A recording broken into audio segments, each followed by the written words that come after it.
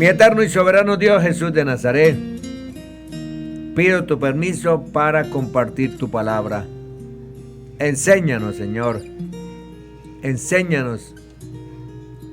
Porque tu palabra es la que nos guía, la que nos muestra el camino, la que nos da vida eterna, la que nos regaña, la que nos castiga, la que nos corrige. Eso lo hace todo tu palabra. Pido tu permiso, limpia estos labios de barro. Si hay algún pecado en este servidor, pido perdón, Señor Jesús. Límpialos. Hazme digno de compartir este manjar del cielo. En tu nombre, mi eterno y soberano Dios, Jesús de Nazaret.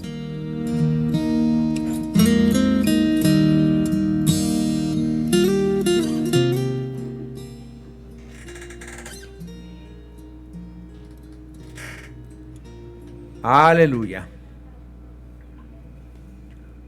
Habíamos terminado en la cita de Deuteronomio 23:19. Segunda parte, Ezequiel 18. Todo lo anterior es una descripción general del hombre o mujer que es fiel al pacto de Israel, que es fiel al pacto que Israel hizo con Dios en los días de Moisés. Hoy nos relacionamos con Dios por un nuevo y mejor pacto, pero todavía entendemos que el corazón de la antigua ley de Dios para la actualidad descansa en dos mandamientos nada más. Marcos 12, 28, 34. Dios prometió que el justo finalmente viviría delante de él. En última instancia, no sufriría en la era venidera por los pecados de las generaciones anteriores. En Ezequiel 18, el profeta usará 3 ejemplos. Un hombre justo, su hijo malvado y su nieto justo. 3 reyes de Judá se ajustan a estas descripciones: Ezequías, Manasés y Josías. Veamos la ilustración del hijo malvado del padre justo. Mas si engendrare hijo ladrón, derramador de sangre, o que haga alguna cosa de estas, y que no haga las otras, sino que comiere sobre los montes, o violare la mujer de su prójimo, al pobre y menesteroso oprimiere, cometiere robos, no devolviere la prenda, o alzare sus ojos a los ídolos, e hiciere abominación, prestare a interés, y tomare usura, ¿vivirá este? Nuestro gran Dios se pregunta, ¿vivirá este? Y él mismo contesta, no vivirá. Todas estas abominaciones fueron hechas, de cierto morirá, su sangre será sobre él.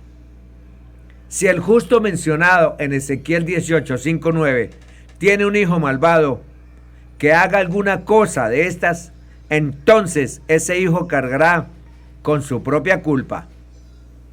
En cada detalle, Ezequiel describió al impío como esencialmente la imagen opuesta del hombre justo, descrito en Ezequiel 18, 5, 9.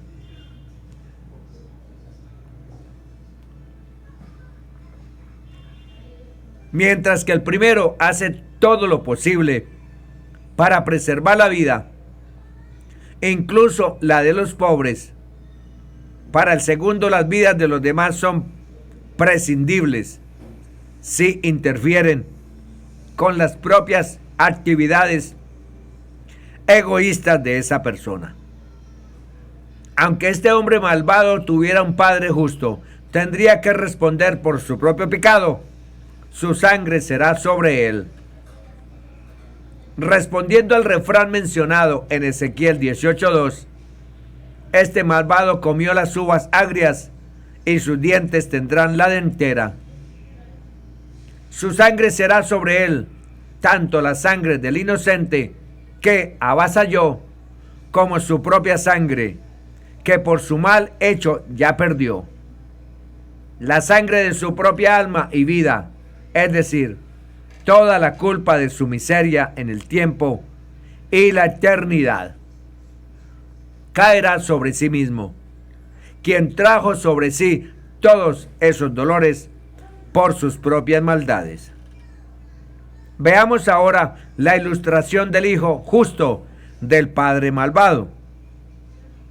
Pero si éste engendrare hijo, el cual viere todos los pecados que su padre hizo, y viéndolos no hiciere según ellos, no comiere sobre los montes, ni alzare sus ojos a los ídolos de la casa de Israel, la mujer de su prójimo no violare, ni oprimiere a nadie, la prenda no retuviere, ni cometiere robos, al hambriento diere su pan, y cubriere con vestido al desnudo, apartare su mano del pobre, interés y usura no recibiere, guardare mis decretos y anduviere en mis ordenanzas, este no morirá por la maldad de su padre, de cierto vivirá.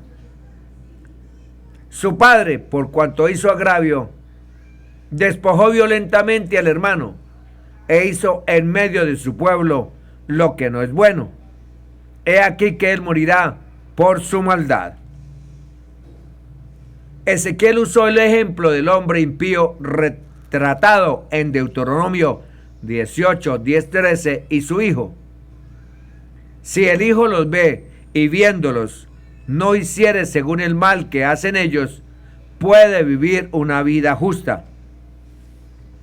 Él no será más afectado por los crímenes de su padre, de lo que su padre fue beneficiado por la justicia de su abuelo. Ezequiel describió al hombre justo en los mismos términos de fidelidad al pacto citado en el capítulo de Ezequiel 18, 5, 9. La conducta de este hombre justo se presenta como contraria a la de su padre impío y un calco de la justicia de su abuelo. Si el hijo es justo, no sufrirá por los pecados del padre impío, respondiendo al refrán de Ezequiel 18:2. Si el padre comiere las uvas agrias, los dientes del hijo no tendrán dentera. La justicia del hijo no justificaría al padre malvado. A causa de sus muchos pecados, el padre malvado, el padre impío, morirá por su maldad. De nuevo, en los términos del refrán de Ezequiel 18:2, el padre malvado que comía las uvas agrias tendría dentera. Veamos ahora el tema del principio de la responsabilidad del alma individual. Explicación del principio de que cada alma carga con su propia culpa. Y si dijeres, ¿por qué el hijo no llevará el pecado de su padre? Porque el hijo hizo según el derecho y la justicia, guardó todos mis estatutos y los cumplió, de cierto vivirá. El alma que pecare, esa morirá. El hijo no llevará el pecado de su padre, ni el padre llevará el pecado de su hijo. La justicia del justo será sobre él, y la impiedad del impío será sobre él. Pregunta: ¿por qué el hijo no llevará el pecado de su padre? Dios invitó al Israel cuestionador a mirar la pregunta desde un ángulo diferente. Padre e hijo están vinculados. Preguntamos: ¿por qué el hijo no debería ser culpable por lo que hizo el padre? La pregunta suena de Dios. La pregunta de Dios suena no ajustada a nuestros modernos oídos individualistas. A menudo es difícil para nosotros relacionarnos con culturas donde hay un sentido mucho más fuerte de solidaridad familiar y comunitaria, donde lo que uno hace afecta a todo el clan o a toda la comunidad. Tenemos que reflexionar que, por más razonable que nos parezca, habituados como estamos al sentido de la responsabilidad personal, era una idea revolucionaria presentarla a los contemporáneos de Ezequiel. Se sentían más cómodos con la idea de la justicia y la culpa colectivas en vez de individual, personal. Aunque la solidaridad comunitaria y la responsabilidad empresarial eran hechos de los que la experiencia daba testimonio, el objetivo de Ezequiel era mostrar que no son los únicos hechos. La comunidad redimida de Dios es una nación de personas justas y arrepentidas. Dios repitió al principio que Él mira a las personas como individuos ante Él. Ciertamente hay maneras en que Dios puede bendecir o juzgar a las personas en comunidad, pero en lo que respecta a la responsabilidad ante la justicia divina o la eternidad, Dios observa cada vida de manera individual. El alma que pecare, esa morirá. Así como Dios juzga a cada hombre y mujer individualmente, los justos serán justificados y los impíos serán juzgados. No serán justificados ni condenados por razón de familia o comunidad. El Hijo no llevará el pecado del Padre, ni el Padre llevará el pecado del Hijo.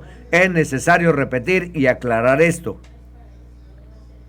La justicia del justo será sobre él, y la impiedad del impío será sobre él. Este principio se establece tan clara y repetidamente en Ezequiel 18 que no hay duda de su verdad o importancia. Sin embargo, debe decirse que hay dos excepciones significativas a este principio.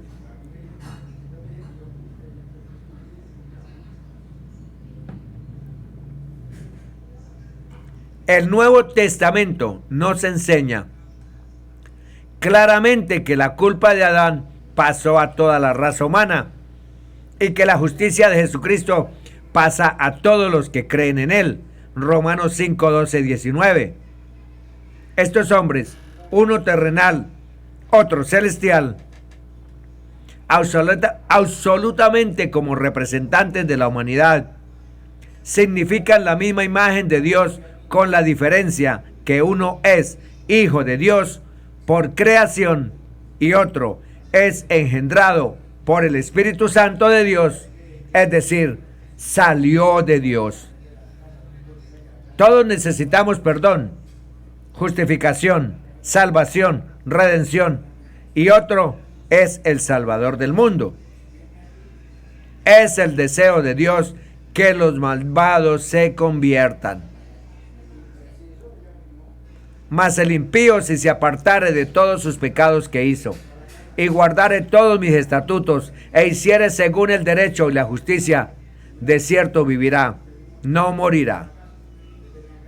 Todas las transgresiones que cometió no le serán recordadas, en su justicia que hizo vivirá. Pregunta: ¿quiero yo la muerte del impío? Dice Jehová el Señor. ¿No vivirá si se apartare de sus caminos? De cierto vivirá. Para enfatizar, Dios repitió este principio una y otra vez. La puerta del arrepentimiento y la restauración está abierta para cualquier hombre impío. El ladrón en la cruz, que al arrepentirse y creer en el que le podía salvar, pudo entrar al paraíso después de una mala vida. Mostraría esto más adelante.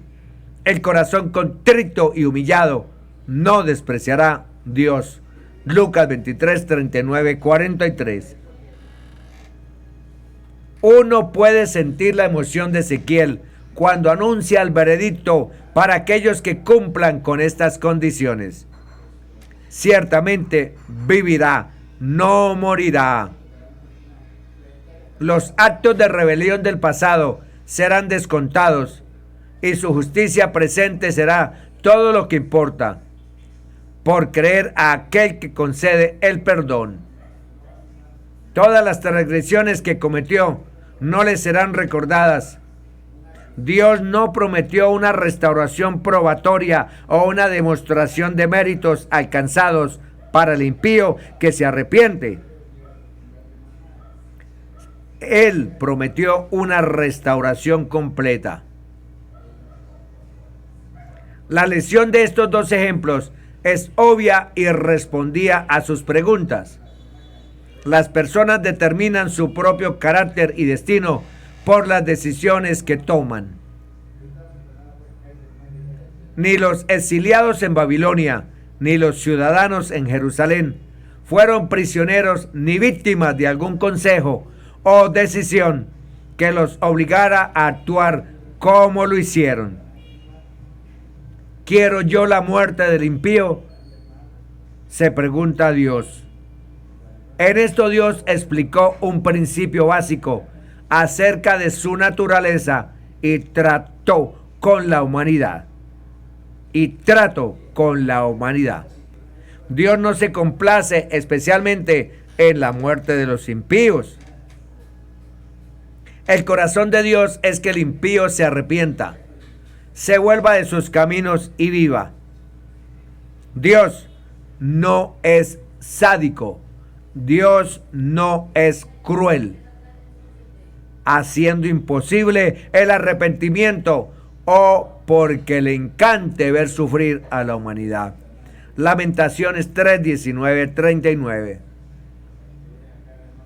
Esto es lo que la audiencia de Ezequiel necesita para liberarse de su esclavitud, de depresión y desesperanza.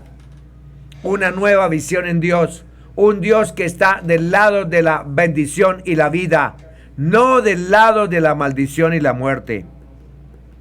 La humanidad pecadora normalmente ve el juicio como el deleite de Dios.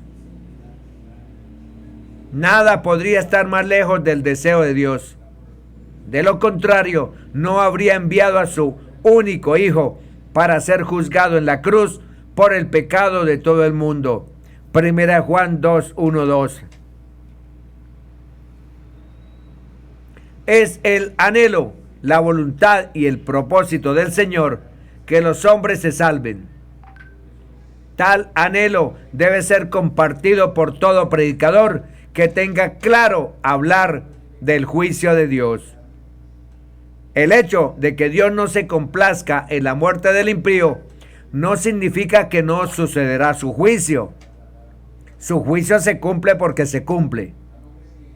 El deseo general de Dios para toda la humanidad es que se arrepientan, se vuelvan a Él y sean salvos.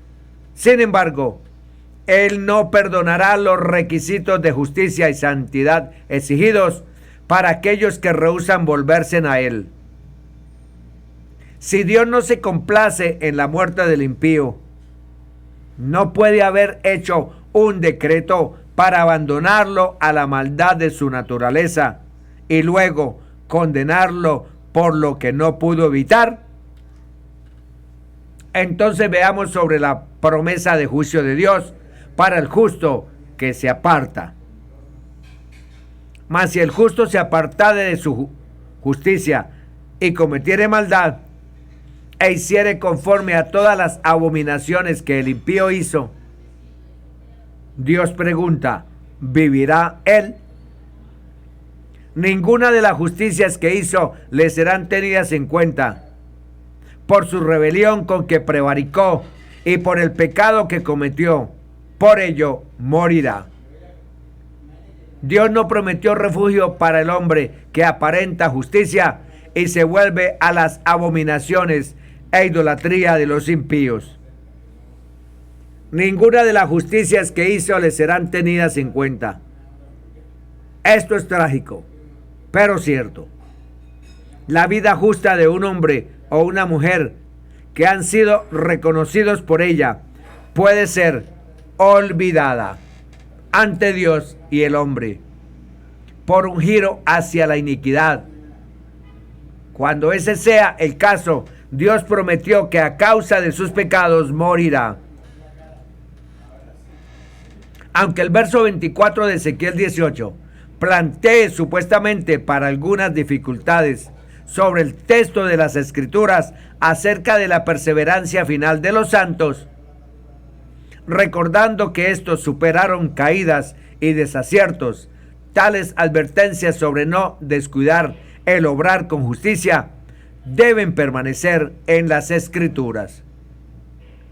Ninguna persona, creyente o no creyente, tiene el derecho de decir: ¿por qué una vez fui justo? No importa si me estoy hundiendo en el pecado ahora. Declarar tal cosa sin racionalidad alguna representan un desafío a Dios y una temeridad que causa juicio sin remedio. Para resolverlo con claridad el tema, veamos ahora sobre la declaración final de Dios de la justicia de sus caminos. Y si dijereis: ¿no es recto el camino del Señor? Oíd ahora, casa de Israel, ¿no es recto mi camino? ¿No son vuestros caminos torcidos? Apartándose el justo de su justicia y haciendo iniquidad, él morirá por ello, por la iniquidad que hizo, morirá. Y apartándose el impío de su impiedad que hizo, y haciendo según el derecho y la justicia, hará vivir su alma. Porque miró y se apartó de todas sus transgresiones que había cometido, de cierto vivirá, no morirá. Si aún dijere la casa de Israel: ¿no es recto el camino del Señor? ¿No son rectos mis caminos, casa de Israel? Ciertamente, vuestros caminos no son rectos. La pregunta enfrenta los malos cuestionamientos de los impíos. ¿No es recto mi camino? ¿No son vuestros caminos torcidos? Para enfatizar, Dios una vez más repite los principios de su juicio y la razón de ellos. Israel no era justo por esperar encontrar culpabilidad o inocencia en otras generaciones. Cada alma se presentaría sola ante Dios. La nación y el pueblo afirman ser víctimas de una supuesta ley universal que vincula su destino a la conducta de sus padres, cuando en realidad expresan temerariamente que perciben que están a merced de un Dios caprichoso, cuyas acciones son impredecibles y arbitrarias. Debido a que el error estaba tan profundamente arraigado, Dios contrarrestó su error y tuvo que ser fuerte y repetitivo. Esta es la declaración resumida y el llamado a la acción. Por tanto, yo os juzgaré a cada uno según sus caminos, oh casa de Israel, dice Jehová el Señor. Convertíos y apartaos de todas vuestras transgresiones, y no os será la iniquidad causa de ruina. Echad de vosotros todas vuestras transgresiones con que habéis pecado, y haceos un corazón nuevo y un espíritu nuevo. ¿Por qué moriréis, casa de Israel? Porque no quiero la muerte del que muere, dice Jehová el Señor. Convertíos pues y viviréis. El error de creer en la salvación o condenación comunitaria o familiar es tan serio y peligroso que Dios inequivocadamente enfatizó la responsabilidad del individuo ante Dios. Nadie puede obrar o interceder ante Dios cuando el juicio ha sido realizado. Puede ser cierto que en mi ser físico he heredado tendencias a alguna forma de maldad de mi padre, pero en el hecho de mi relación esencial con Dios hay fuerzas disponibles para mí más poderosas que todas estas tendencias. Ni la justicia ni el mal son hereditarios. El poder de Dios puede concederme su preciosa justicia si vengo a Él. Reconozco el mal camino y confío que Él transformará mi vida. Es la misma acción del mismo Dios obrando en cada generación, en cada dispensación.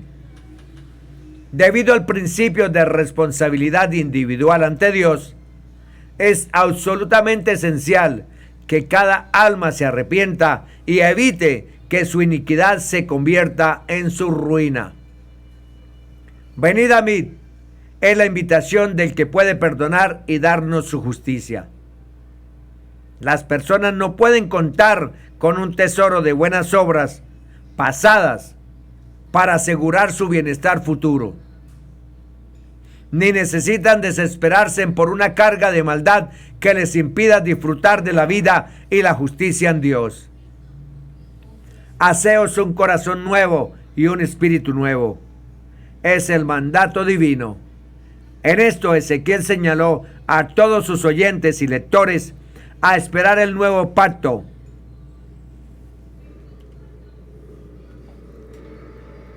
Esto haría posible la transformación de vida tan anhelada por aquellos que se arrepienten de veras.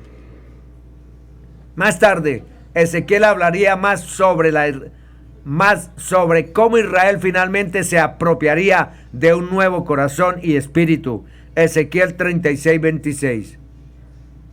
El arrepentimiento estaba disponible para el pueblo de Israel en los días de Ezequiel.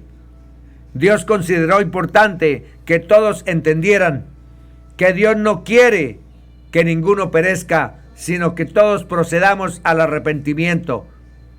Según de Pedro 3:9. ¿Por qué moriréis? ¿Por qué deben ir al infierno mientras el reino de Dios está abierto para recibirlos hoy? ¿Por qué deben ser esclavos del diablo cuando pueden ser hombres libres en Cristo? ¿Por qué morir si hay esperanza de salvación y seguridad en el nombre de nuestro Señor Jesucristo?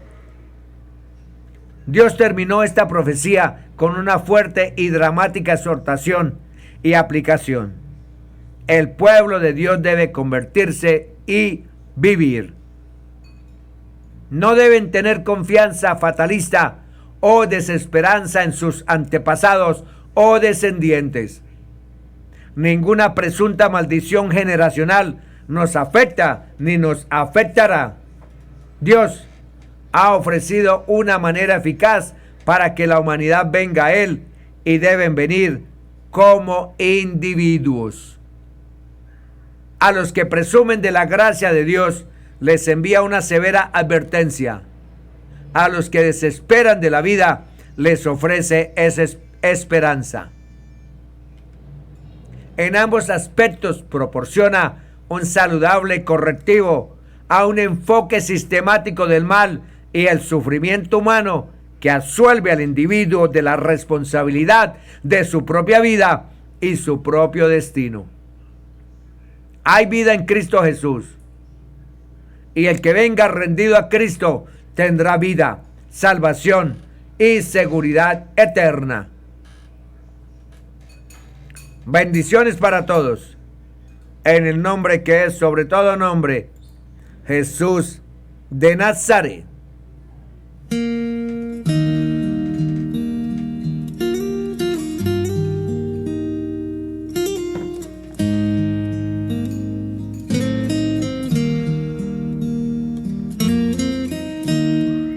Gracias, mi eterno y soberano Dios,